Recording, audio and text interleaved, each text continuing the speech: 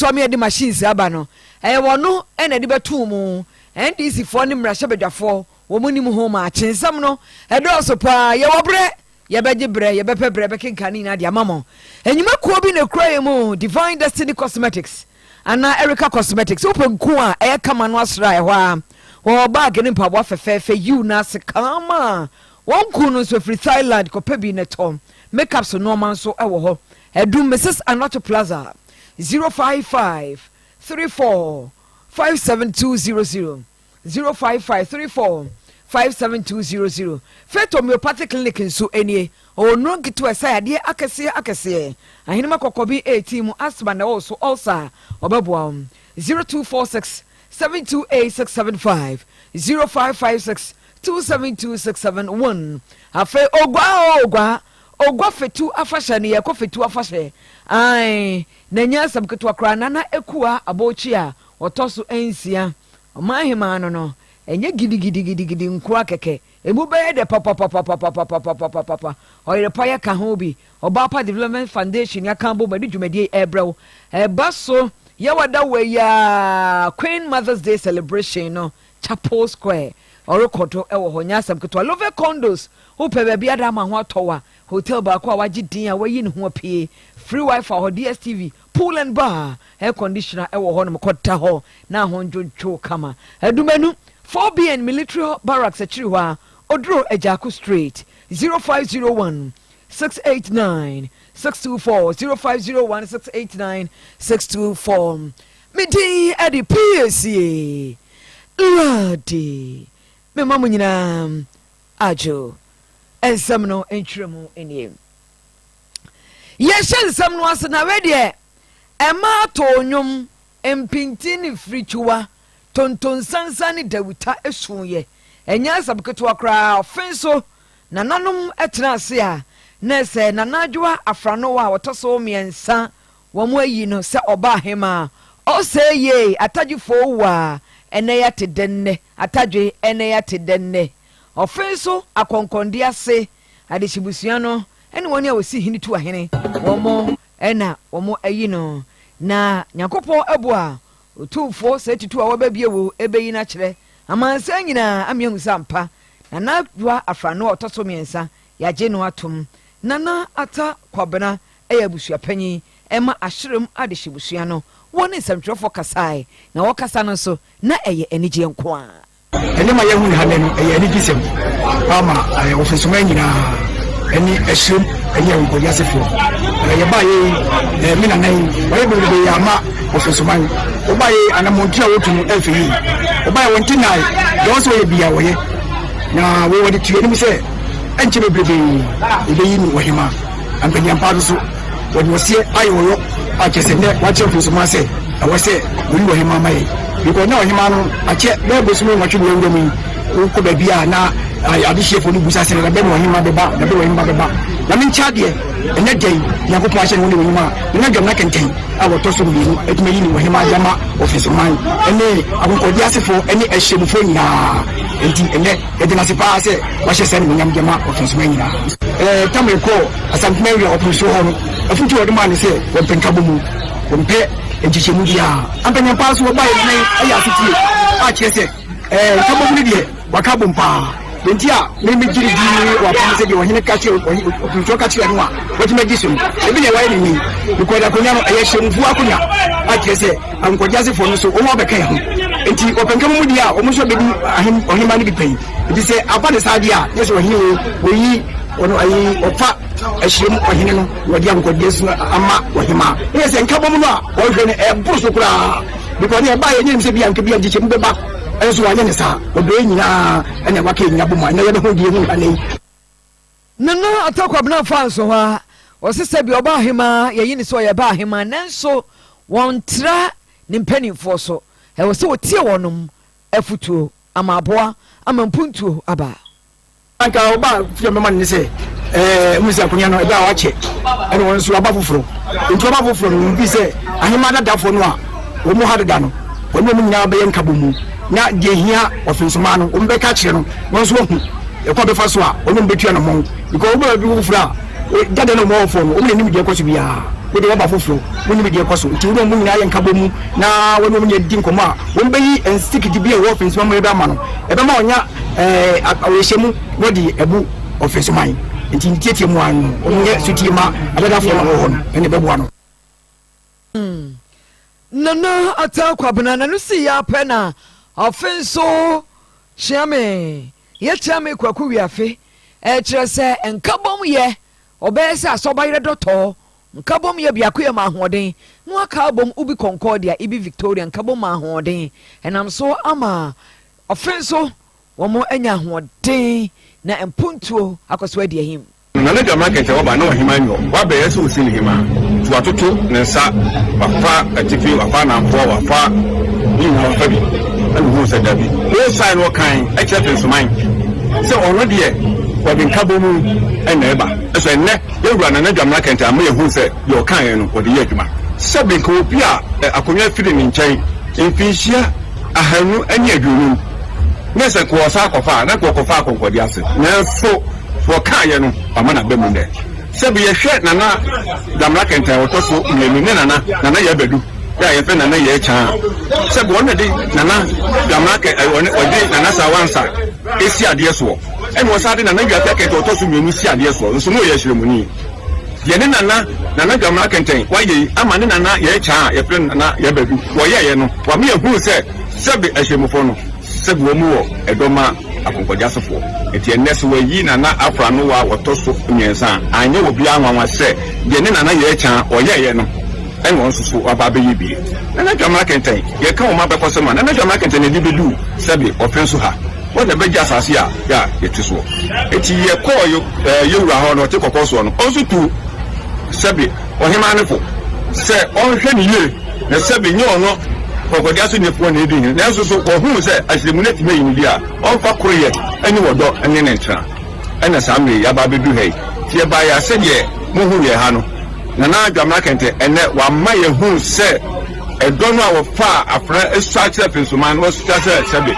wote kokoso wa ma na bem offenso mahine ni watch mahine chiame ene ochiame kwaku we afia wode ne nsem akogui na yekwapom din ensem anura yenyankra se honorable kwamna minta akando awoye mrahye bedwam wodom keto nafa ndc fo afa wono ne kasama wono mo ewapom din ensem wode futu pro wanto nkra ekọ kolebu teaching hospital se wokohwe wonom adwuma ne nyina ne se atesam yemfa nya se watete nsem bi se elective surgery se enipa bi a womo e wosi awom operation nanso operation no nya putu print operation no yeso womo nsan womo nto wobo ansa na lift ya edi nipa forosoro ekoba eye elevator no asai nti wono wo meta akando ko ho a wankra obi a to koduru ho no no na gaya ye to ma mento kura fi se obi abese obekasa ne ho eno no sunani abere so opeso hu asem no emo pam no kano ene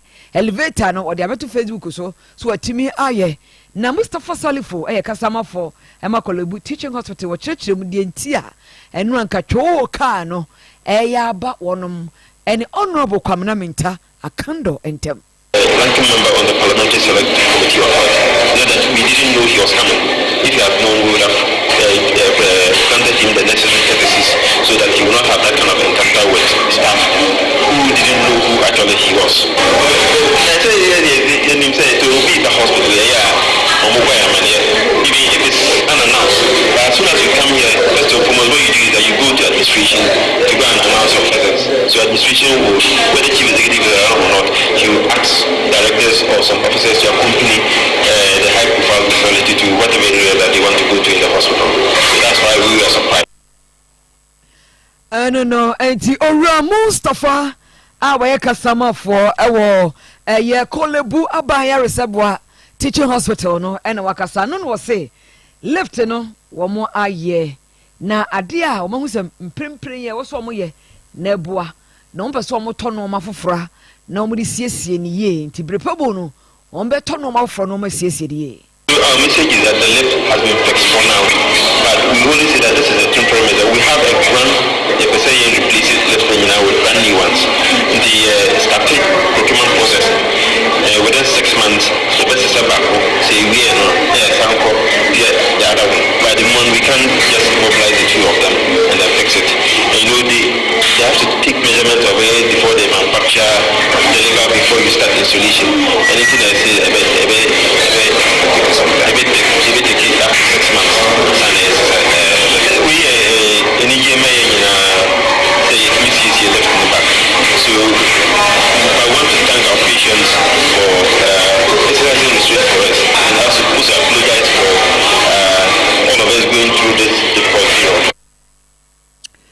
Around most of our customer for Kolebu Teaching Hospital, and no, and 50 man temu yanko Central Region, Fete Kakraba, and Yadri, na Odikro, our one and Anakojo Essel, our Tosso Mienu, was so out here as soon as some potem hobian fan kratabra. Wama Abusumi Mienu say, winning krata dear, and another basi, what can come. Obian fan and krata, emechano, and they say a tea, say, Nensa sibi na manso wo so paama ekoke coast high court enti eba se afedie nensa ase no efri nensa so watwe ho manso ama se de ye de land no asan ama no enti wo tumi se adan bi esisi nensa ase so a omuni nkrata bia no odwirigu nkrata ne mfiri wono no oho kwa so ye de obetumi aye eno nanam so anana offer se obi anfa ne nkrata emre France and Joffrey mamam ni ande tiawa judgment 2014 judgment 2014 upon adon afa anu ori tu na wo mu ni de olokot ti assassin so bi mutero obi wa ko bi obakra mente na ban waye na dam ya ban waye order yenya o kira assassin yedi ni krutu bi ma oye de ode ma ma wo no ma wo as japado ho no ho assassin ni ma wasati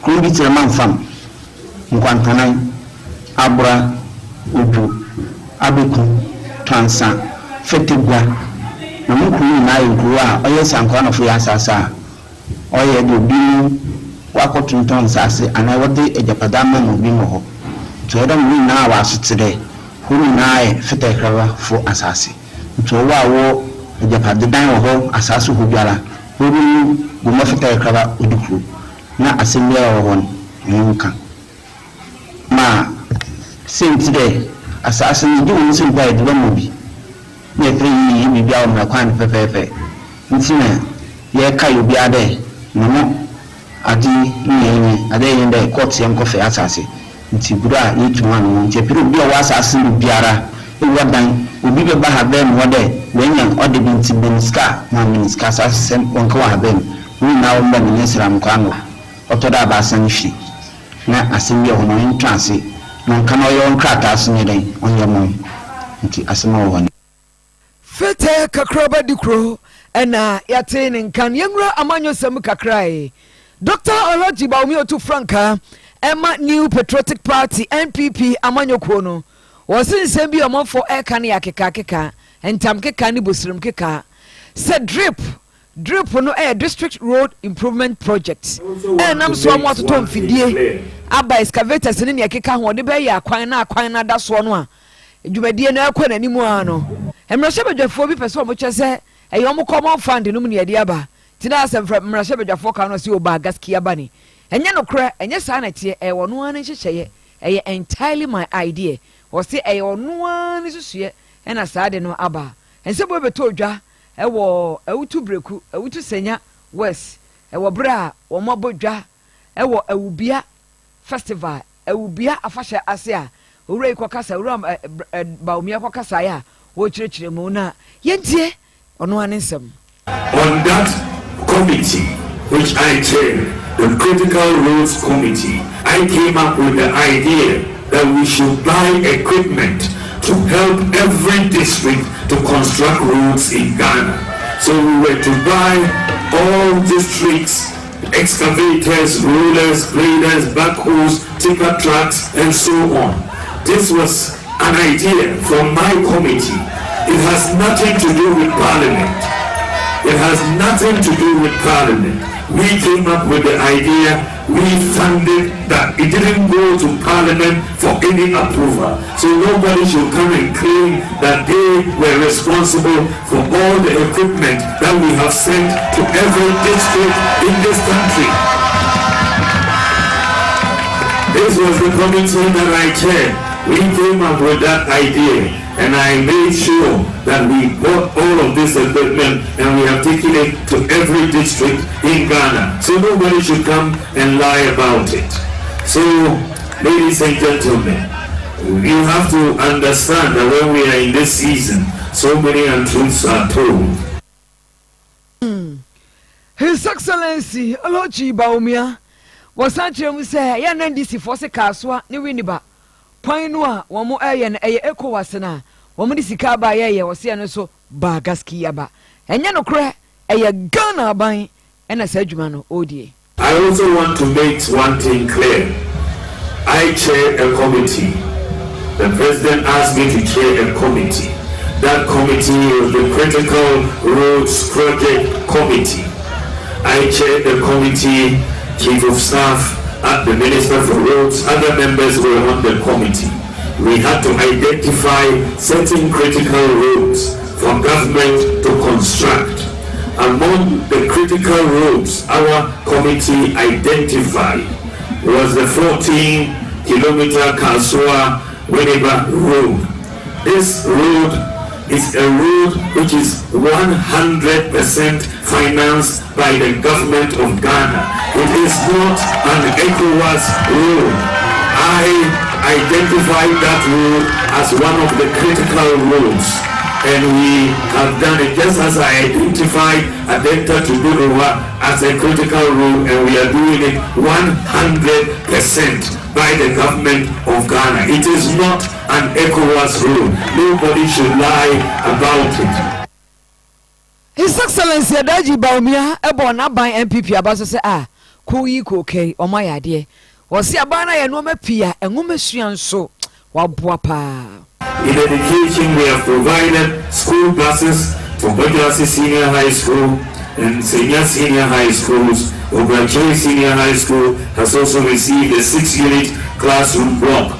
And I can say with all authority that no government, and I mean no government, in the history of this constituency has done more for the people of Ruti Senior West than the government of Nana Adubankwa, Akufo-Addo, and Dr. Baumia. We are very serious about the development of this country. We have come up with new ideas, and we are going to come up with more new ideas. We are going into a digital economy, and we are not worried, and we don't care about Nkoko Kitty Kitty and 24-hour disco.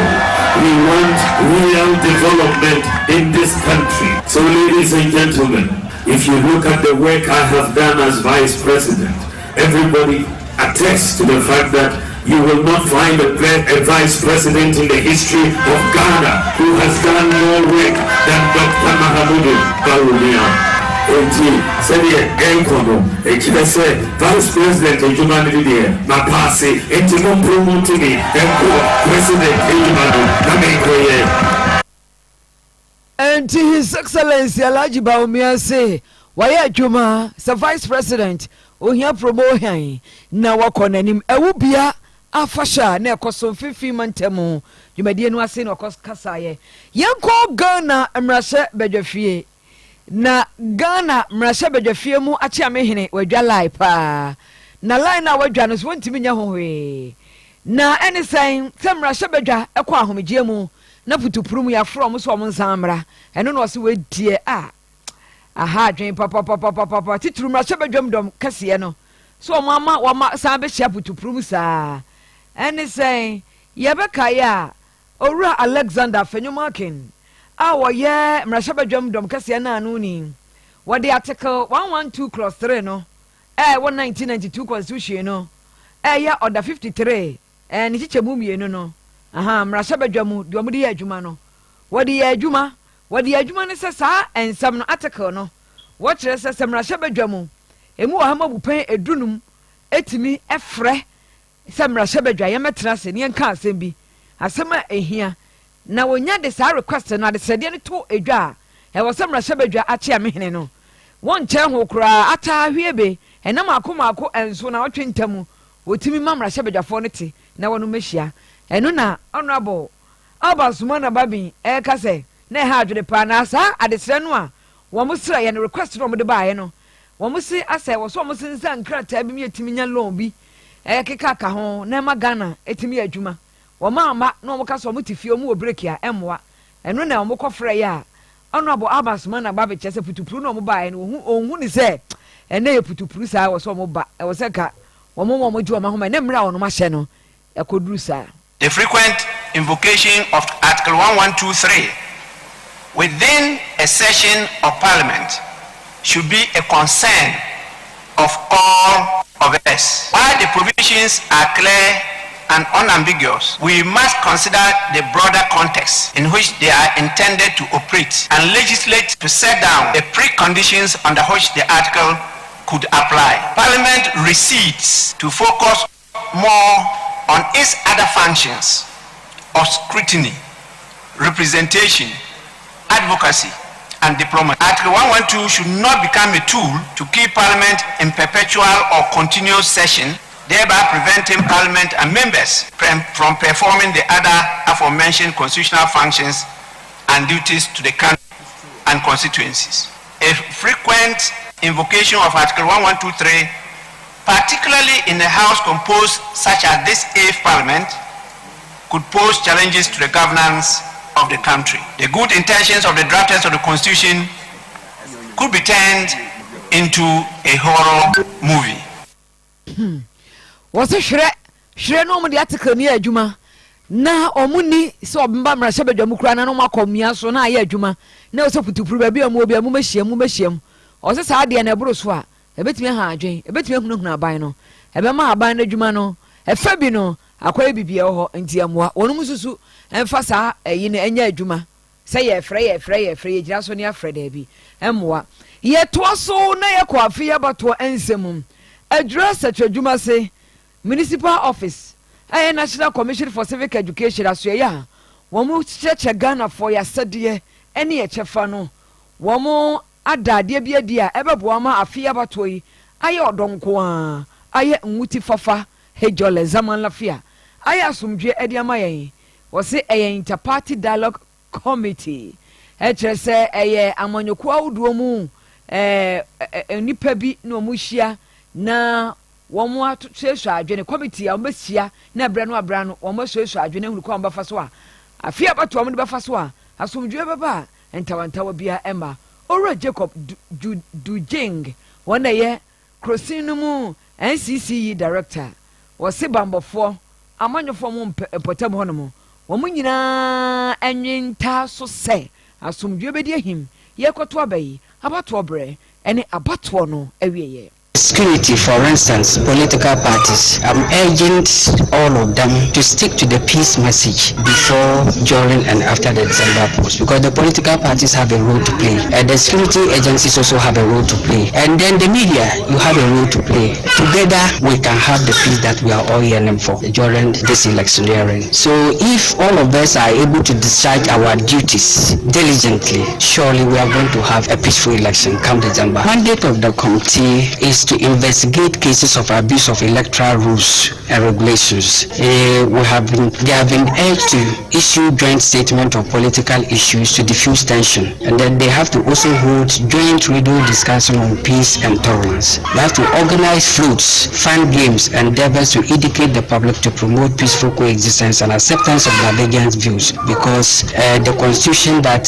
we are presiding is governing the state. It's not one party state. Ghana is made up of different political parties, and so we are also to provide the platform to engage all political parties to educate their supporters on peace, unity, and tolerance. They are to monitor the electoral processes and report any electoral offences such as electoral monetization, declaration of results by political parties, defacing of posters, biased media reportage, that is misinformation and disinformation. That is to the media.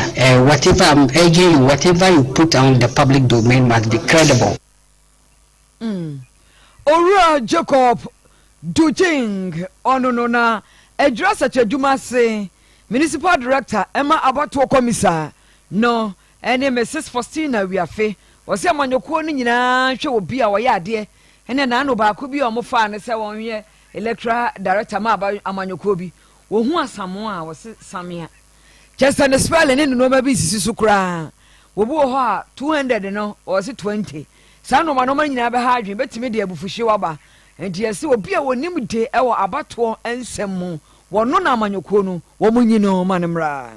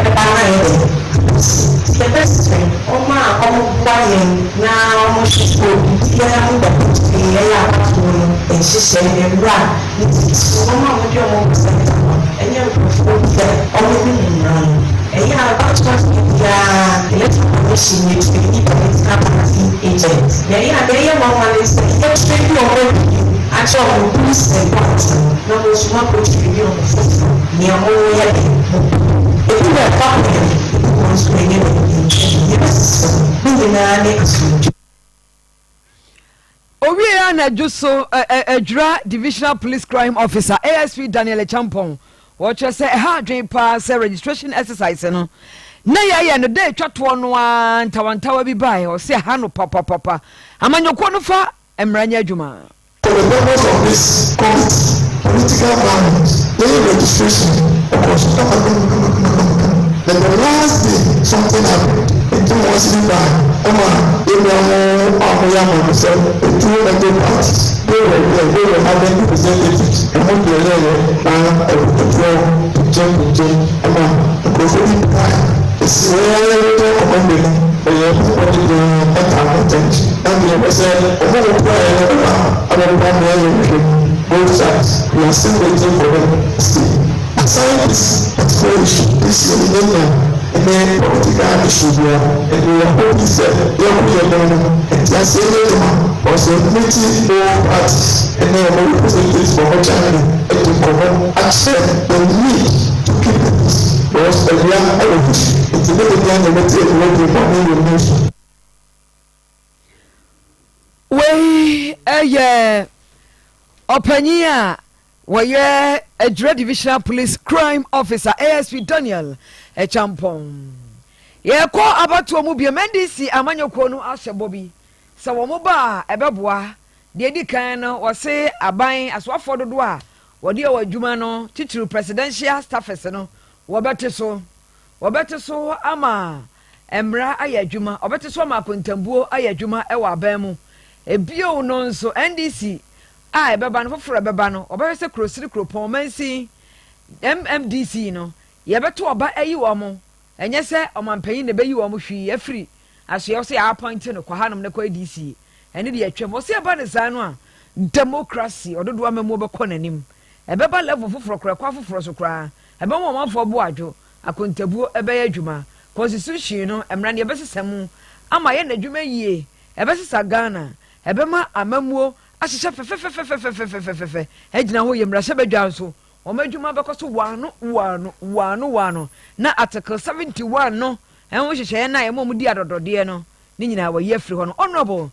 Samuel Okojeto Ablakwa ena nsem we okoti mu e de kyerɛ sabtrofo ene nipa bia na wabɔ ntompem a waye kom 80 no. They'll set up the Constitution Review Commission. President Mahama set up the Constitution Implementation Committee. And again, President Mahama is saying that he is going to go back to constitutional reforms, conclude the work that was started, and we are really glad about that. Some of the things you will see at the end of this constitutional reform process is that, for example, we are going to have MNPCs elected. We are no longer going to appoint them. For example, you are going to see at the end of this constitutional review process that Parliament is going to be strengthened. That constitutional provision which says that majority of ministers should come from Parliament is going to stop. So that you decide, you either want to be a legislator or you want to be an executive. The president is also then going to have a free hand to appoint ministers from everywhere. Best brains, best expertise to help him develop this country. He is not going to be restrained because of the constitutional provisions. Key amongst the constitutional review items that you can expect is that President Mahama is saying that we are going to take a second look at Article 71 of our Constitution. So expiration will be abolished. He does not believe that we should continue with this practice of expiration to a few Article 71 office holders. And in the process, he is going to put together the Presidential Emoluments Committee, combine that with the Fair Wages and Salaries Commission. So we have one body. So we don't have two classes of workers in our country. Article 71 workers who are treated specially and differently, and then the rest of the Ghanaian workforce. Honorable Samuel Okujeto Ablaka North Tong Emrashe Bedwani. That's why you want Amanyo Semu na Fidie, and yes, I'm going to an Indian saying, Ayachima and Amanyofono, one alcohol. Now a pine no man, Esinicoso. No, Hemu, I said the Oko Jasunoko Idie. Na yako MPP Amanyo Kono emum UK chairman Emma MPP Amanyo Kono nyasam ketwa wabagana wababwa campaign no den ora Kingsley Edumata Japan eta friend ofake waba studio ha yene no edi nkomo ofake majo yemu akwa abanso na hima me josu na edi Piesie no cheze ona ye me ya bakan oh okay yada se radiatom ya hoye pa afake MPP ebi muka weika ndisi forso eka wabaga na emi bisa wo nto abomo nsembe na wo so ka e dia pedi omo ye ne so a ebe convince me amete yi se me nto aba no ema MPP yo me da se mame ma mu so ani adwuma we me ne mo na aye ache ba se bia woni apam so kakra COVID-19 time. So Bekaya, many mudi Juma Bebre, Bian come you na GP once and Bekaya.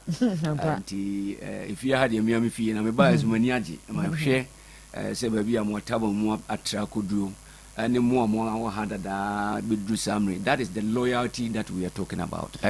Mustudio ha, send your sister Teno. Se me person come in your crank, and no, the Bayan Fatu Hukeke. Near the Atoto Amamu.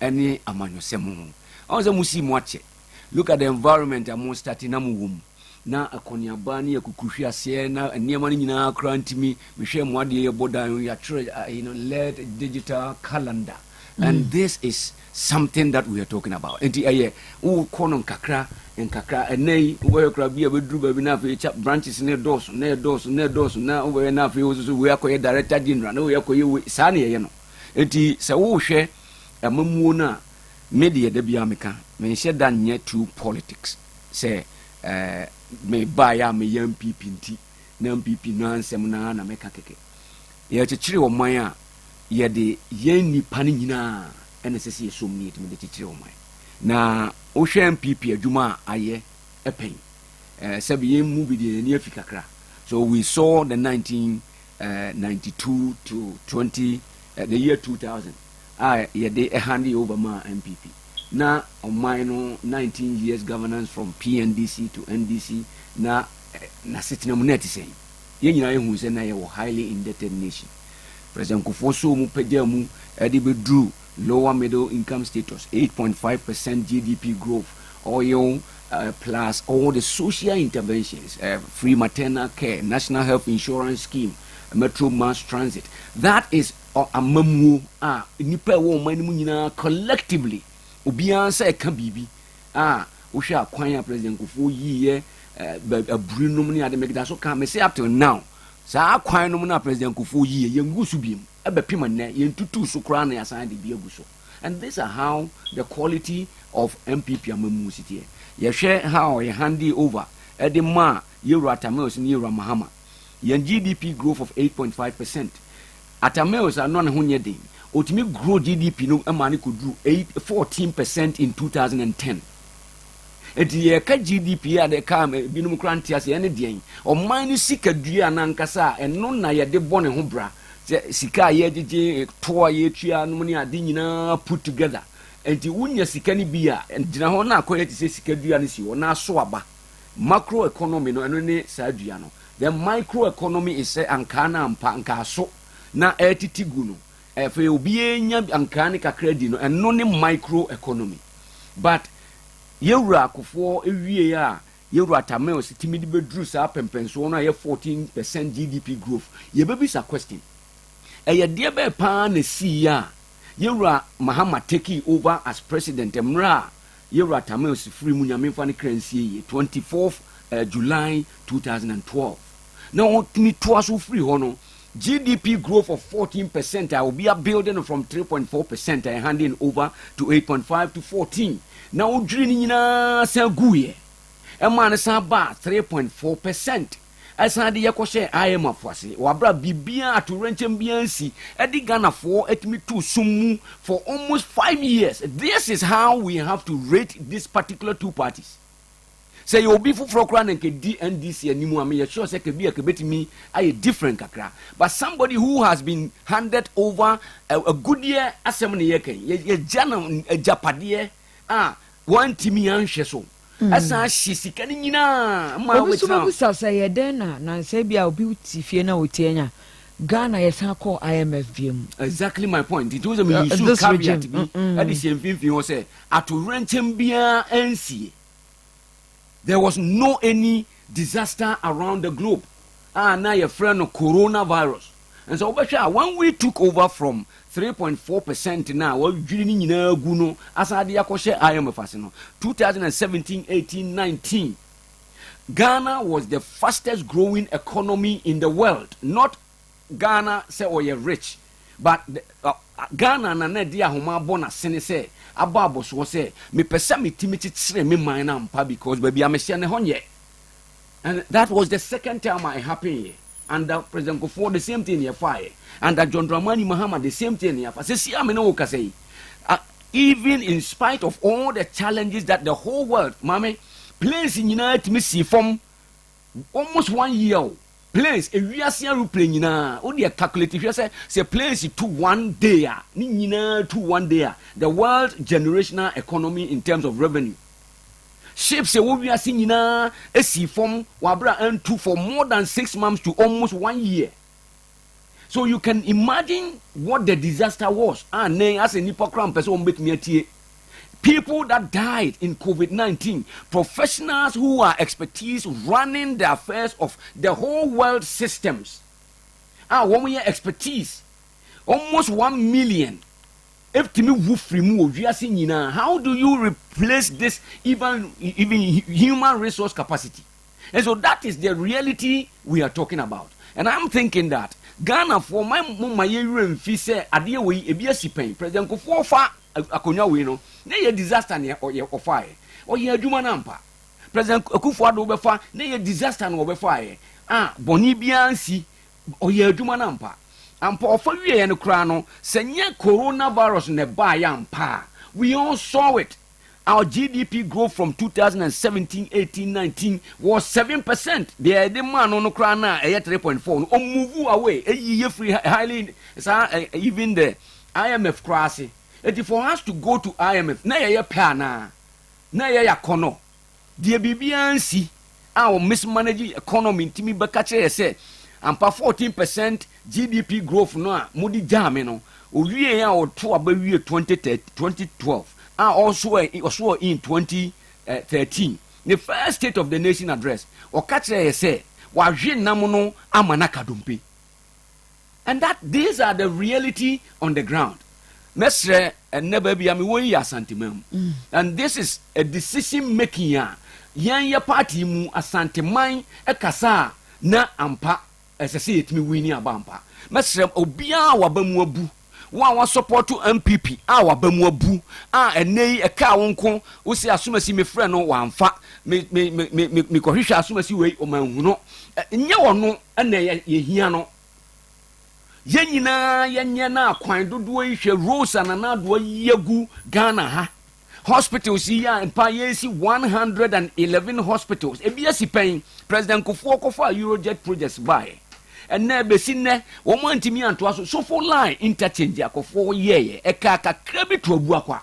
ɛda ho saa ma ne na na adoda nkɔ akufo ado yɛ MPP aban ɛna asan ba bewie enti yɛ ba begyan agenda 111 yi a president akufo ado ne Bawumia ɛyɛ ya ampa baabi a ne nyinaa koduduro yi enti yɛ bɛto aba tia wɔ mo na hwan na bɛba bɛtoa so John Dramani Mahama wayɛ bi pɛn yahu wantoa so enti yɛ begyan ne nyinaa ma na kanwura mu ana akwan dodo ya na na adugu so a wo yi a wo nwie yi are we going to still suspend all this because and I'm saying something on my final point and they say me mpesa saade we besi because you see esum na ya dae no se wo hwe ba bia ye wura ma fa ye free 14% GDP growth na wotimi hwegu ye no ampa enne wono abeka kire ye se ye wa ho kire mu Ghana ya dene sikasem no ya dene ye musa na question say enti sesi ya na first na sika wo ho na wode ye ko share sa ho kire we mu no enne yi a bi ni ho we no wono experience ben na obetimi di yayi afiri mu because ye dey share ye ya share ni mprenu. Okay, that is how Sir John Dramani Mahama Saba na the first 6 months, and this is not a prophet of doom. Anam senia minim oman sika sem no senia tiene baby a ho kire yi wo a ye pagya nkakra no se ye jama no a ye besa da sum endru 6 months kra se ye jama no a free senior high school na ne ye di education ana ebu ewiase baby a enkola anam no ka say over 5.7 million people timi awura free senior high school mu within the last 7.5 years. 5.7 million educated people are yatimi among basic education are very good. Okay, how are we going to continue that? Okay, ya don mama na beba betwam na mo mismanagement na wo ye no on timi manage economy no because I say that is any work no ntino eno ankasa e be terminate no me person ye be lose free senior high school mama. Yeda sipa ora Kingsley Edumata Japan of a K ene no adi nko of a K. Yeda se awia ni unkyire mu. So me da mo ase Yeda sipa me ka se nwumre kra o se me ba yi ndi ayo se awia. Me ka se awia. Mo fa cheme. Yeda se nwumre of a K. Yeda sipa.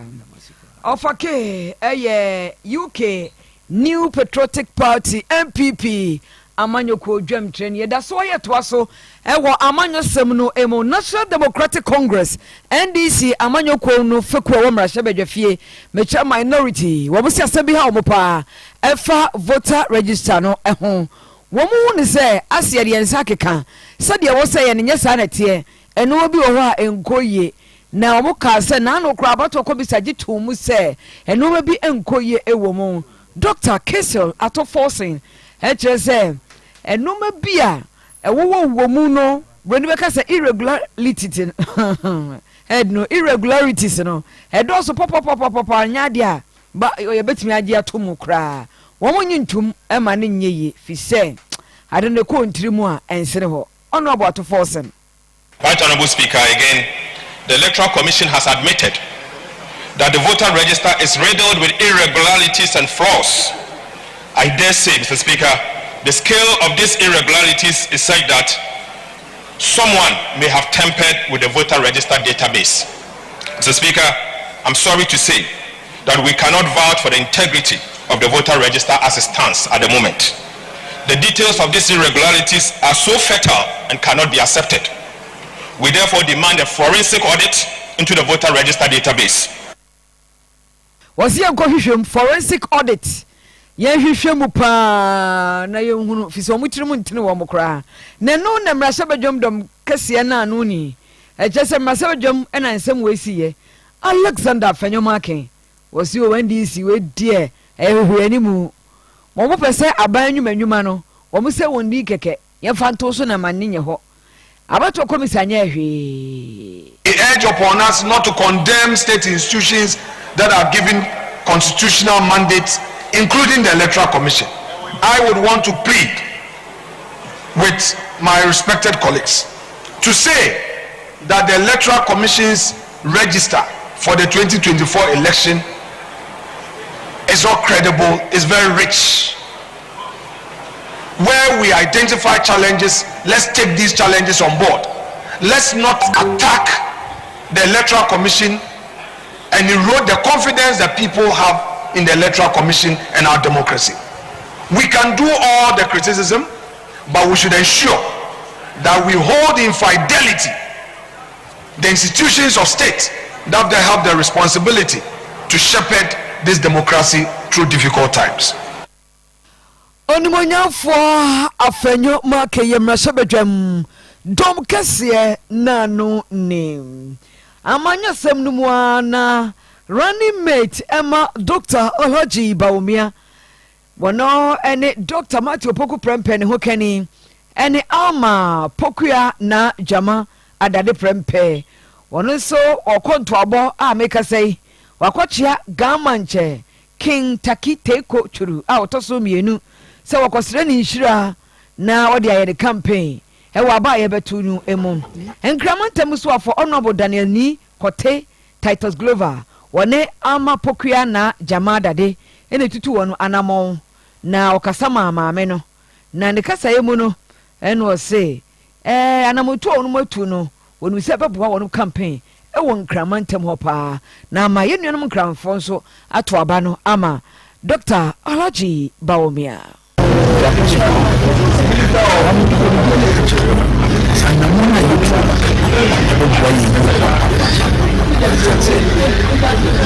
Baduwa ni ebe cultures. Na police yi na o si ya kasa yi ka. Enye kasa ya dafo. Kasa wa ni pa tire jena. Ti o se na buka ma. Ejeto. Endi ba maniko. President for the bank. Na bi chire na ka ya fraka. Aso. Emse ni mai tati. Ajamya yi. Ayi baba baba da nintina ya kusuya dawo adieche timonyina so mundi moye ne jumapa jumusona Orani Kote Titus Glover ayen nkramantem so afọ kanjen pele kanje pele kanje sponsor anwumre ye beka ho asem na gamanche Kentucky Teko churu a otoso mienu oshira Dr. Matthew Poku Prempe eyire se waba ne ho na wo tutu na namo pe asomdwe na won de ne se won de omo kwan nyina ne se omo campaign no de omo kwan o betimi aye na omo precious asomdwe ebedi ahim e wo mayi emo I deal with the budget at the time to my typhoon. Oh, yeah, I can't see it. Show the machine. I can name. Buffalo can handle. Get down with me. When I mean far in check, Jim, my watching gets his eye fair. I guess I'm handling it.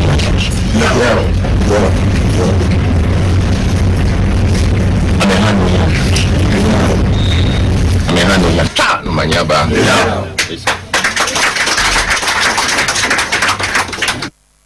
Gamanche King Taki Teko churu a wotoso mienu kanjin energy drinking water a safe a refreshing e pop kanji no say ye kanji wo ready kan efisen nsuo we na wono mu a e de pa nsuo na de chese e kom minimu yo ekum sukom nianenro wo magnesium potassium ni iron calcium wo maye no mpeye ebo pa na magnesium no kranti na mefile o magnesium wo form a o blood pressure betimi akosoro ntunu no kanje na ebo pa potassium so saa enti e balance we mu a minerals no a na aboa ama blood flow no moja no flow kama untimi na magnesium ni nti obetimi adayie e ma moja no pompie ebo akoma ho ban eyi detoxi dipadua no e ma dipadua no ba alkaline a ehwehwemu fritete e kire se yare ntimi ntina alkaline dipadua mu uyo bi atayare no kanjen energy drinking water eno achiru secret bi wo ho ye wonsuo dodo no ana ye polluted enye so ewodwa so maka ti kanjen energy drinking water no no mebabo abrama UGC obenya bi atu Tafuni Road about Ruth Junction ho anasa obefre 0241 449191 0241 449191 0507 379474 0507 379474 ene nkrofo tu wo baabi so koto ahwe se ye de krata nketenkete bi aboboso ene Agric Junction say mahu se bi wo ho Agric Junction ye ton bi e wo ye kanjen energetic drinking water.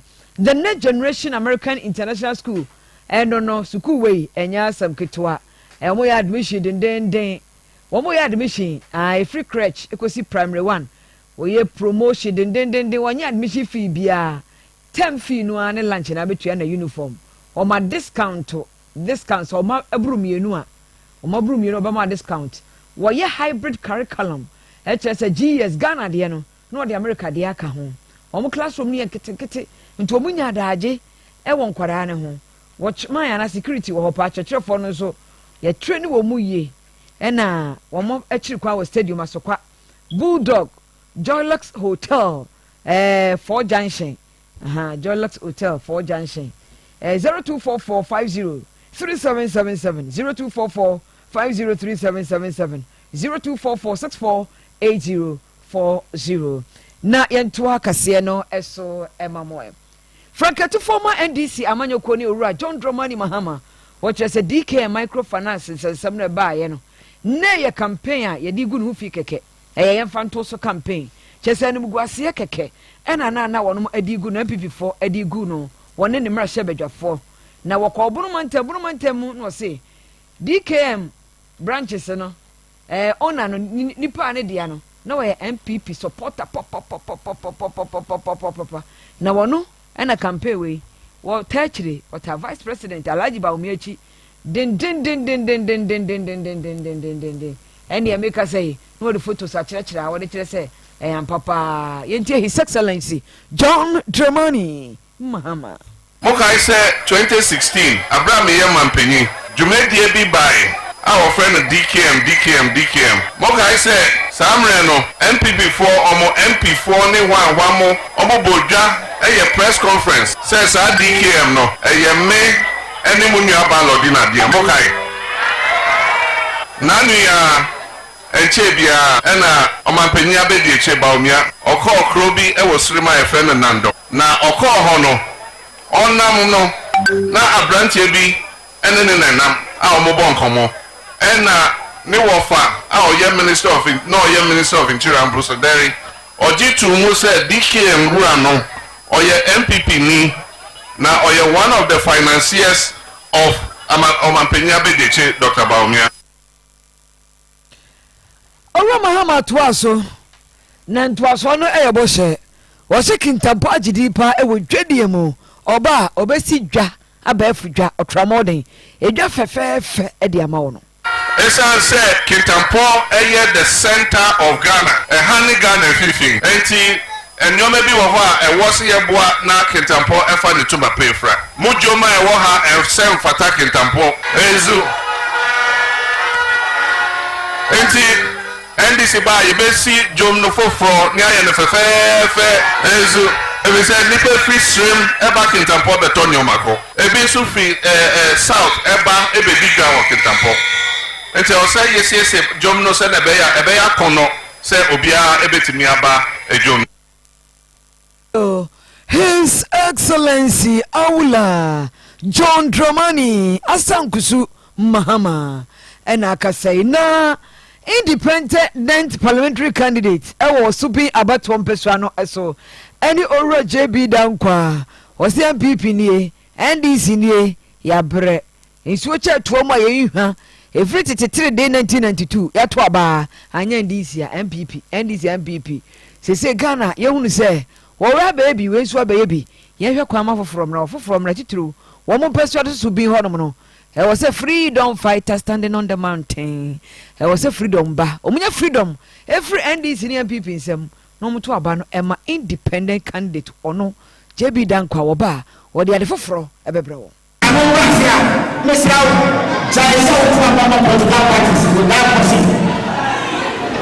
So almost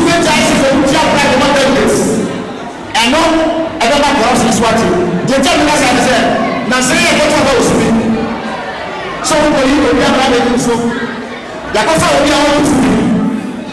Okay, I know we will just got 7,000 and then you come on, sir. 63 billion. And this is 6.3 billion. Santa Boy, you make me a good person for. Then you kill my baby, so much trouble. Santa Boy, the parliament as well. The get you over there now, and we say, one time. No, we saw who said, a parliament, I can't over my own. I know what I understand about what you can. A government of the family, where the cash said, the my contractor, somewhere, or so they have $6 what the 50 for it. That I know what I said for you, what I want to do.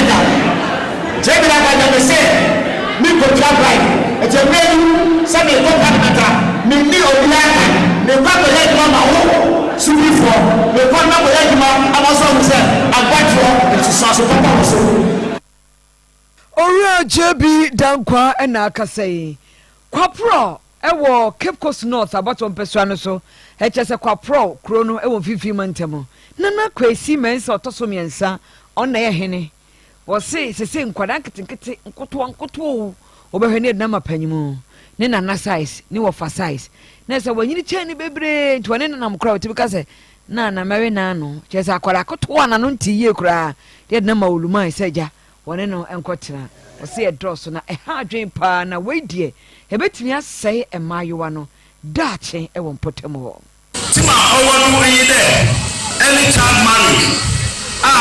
Yeah, you there.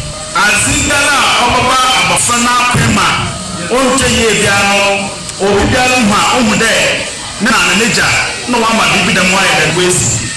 It's our full war, special responsibility. Oche there, what's that man? Moframa wako awa, manenta, no. Nubicha, Wapaponi, Osada, our brand name there. Abafrabia, a Babungala, into 18 years, and Sana Impoli Hubarama. Nanda Yamude, 12 years, 10 years, 13 years, 14 years. And the people, our wives by a war. Nana. Oye awofu yamfa kina yiwam kenan ban hunti ana am da man da man hinare ya dan into all men person no o ma hena mafo no wo pa wala wa brawa kun para wa ya dan wo pa wa aba kun yin mo hwe so no wa yira oni da no pati oni ma muso e wa kosu ni na nananom wa ya na betia yeti da mitike da so there in Chambra or Trade about 18 years and I won't be you know. It's over near the number of years. Info Benin for about 18 years.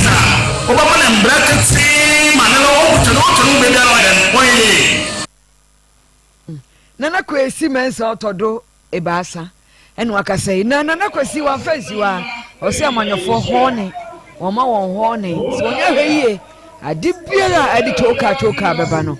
When you free ho. In Melbourne, I will free enough. Young purpose as a year, war, Ganaha, and yet Papa. Obama to me. Mina, Obiara, Opera of Nabaman. Obiara of Tente of Nabaman. And see, so be what to Naba. Onya Oshasu, every show be on them. Yama, Ambra. Na no person is a much more God is it. Obiara, all of us, Papa, and a maximum of the face. Was that your task today? And no man your task today. Who are Missaniki, Abukanum, or Tam never to Aba, Yaboshe, Masu, G. Widen, or not a bunch of water, as to Widen. I mean, there am I your so, who would never ask for them. It's a message. Oh, get your Yanis. On the second put your feet and on the to Waba as you dreaming in a epoch. Nana Quasi mensa otodo ebasa quapro hene ewo kepkos empotemu honum Zap Cola soft drink in here we party engagement with Juania Zap Cola to be no faith that him season 2 Faith will particularly the cry mu. Hey, ya de hodo. Ni no ni enkoto no areswa bi. Esekituru ayi pebre no. Eye adwuma. Enam yade ene yade eye faith. Ahene makokobe 18 mu. 0246 728 675. Boshaba Electricals. Ngane papa utwam wo ha okoto bola ventures bacho bosheba ena efro chandelier wa ha CCTV cables cameras wa ha edum bosheba bro some prisons runabout 0322 030 838 express group kwa brochire kwa adwuma kwa brochire kope bibedi opa konto nko ade a obeboa wo ticket nyina asafu labor runabout 0555 550 067 Tom Vita X Ede Emma Hodin Tobidi 0546 433173 na ye to abrosan ye to 9 bedrooms hall near miensa kitchen ye miensa garage ye mienu ka garage no toilet no ye mako edu 10 and a baths just a dry any ejanan bia na yedu 10 one storeroom, one guest toilet, one borehole, and a bulletproof doors. A strong foam na is bulletproof doors no my and size and also plot on 100 by 80 so or septic tank mienu and a soakaway a 2 fence wall of a no a dining in air conditioner pipes yet link island in any cables no or polytankers here. Ena burglary proof ya fix it ewo ho form so downstairs no omo normal china doors no bi ewo ho electric underground cables or lane nyina light ho atonso esere so ena wo dan kama ya for 0244 062 665 Institute of Expert Travel and Tour was say adwuma visa work visa business visa opeso okotena permanent visa business partnership visa Schengen country no person ko hwaye o mo abra we nurse midwife pharmacist lab technician mo pekwanya akwa adwuma mo mehu o makuafo akyerekere for bank security construction workers mo nyina so for line second gate so for line wo mo second gate soldiers barracks and hwe anymore second gate soldiers barracks na hwe anymore email Institute of Expert Travel and Tour @gmail.com 0504 694 209